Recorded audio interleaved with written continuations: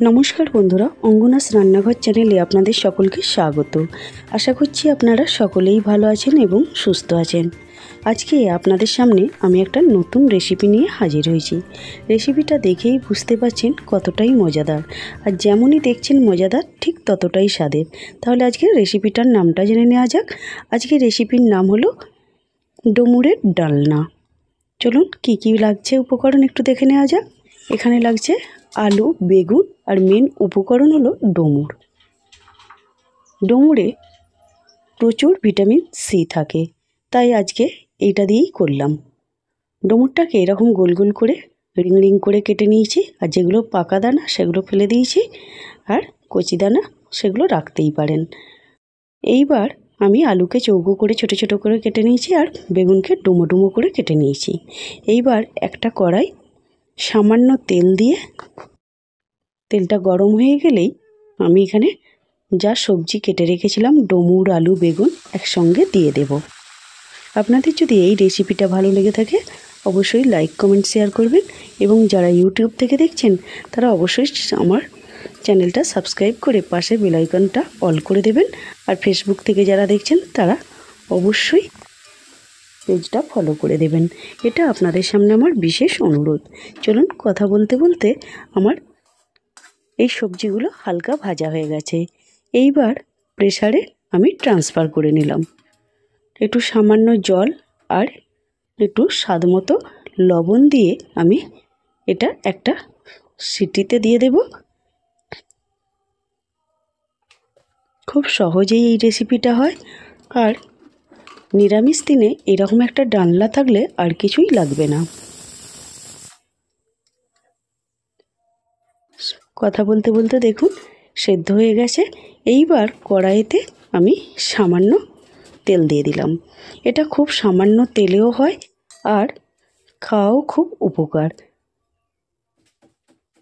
এখানে আমি তেলে দেখুন তেজপাতার একটা গোটা লঙ্কা শুকনো অধঘানা করে দিয়ে দিয়েছি। ওটা ভাজা ভাজা হয়ে যেতে একটু আদা আর জিরে একসঙ্গে পেস্ট করে রেখেছিলাম ওটা দিয়ে দিলাম। আর সামান্য একটু মশলাটা যাতে না পুড়ে যায় একটু ওই বাটিতেই জল দিয়ে আমি মশলাটা ভালো করে কষিয়ে নেব।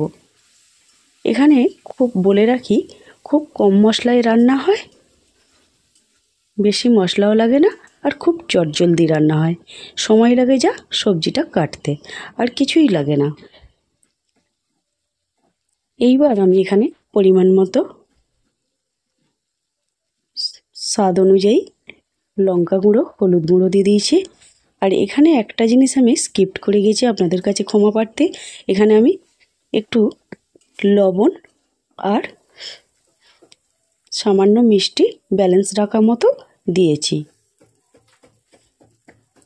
দেখুন আমার মশলাটা কষানো হয়ে গেছে। এইবার আমি প্রেসারে যে সেদ্ধ করে রাখা সবজিগুলো রেখেছিলাম ওগুলো দিয়ে দিলাম, দিয়ে ভালো করে নেড়ে ঘেঁটে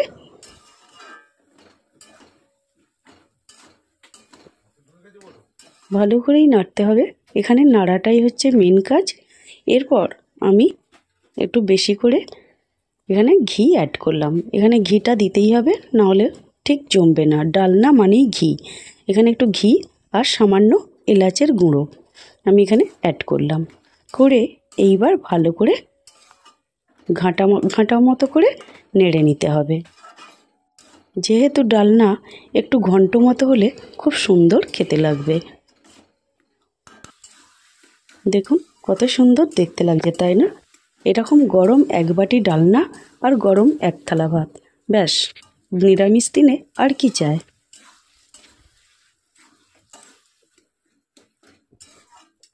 দেখছেন কত সুন্দর দেখতে হয়েছে। তাহলে আপনারা আশা করছি বাড়িতে চটজলদি এরকম একটা ডালনা বানিয়েই নিতে পারবেন, তাই নয় কি? আশা করছি আপনারা সকলেই বাড়িতে ট্রাই করবেন, আর ভালো লাগলে বেশি বেশি করে কমেন্ট করবেন, আর আমার পাশে থাকবেন। আর আশা করছি চ্যানেলটা আপনারা সাবস্ক্রাইব করে রাখবেন। চলুন রেডি হয়ে গেছে, আসছি পরের ভিডিও নিয়ে। ততক্ষণ পর্যন্ত আপনারা সকলেই সুস্থ থাকবেন, ভালো থাকবেন, এবং সর্বদাই সব সময় আমার পাশে থাকবেন।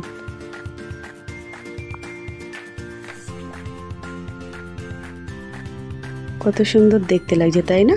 আশা করছি বাড়িতে সকলেই ট্রাই করবেন। নমস্কার।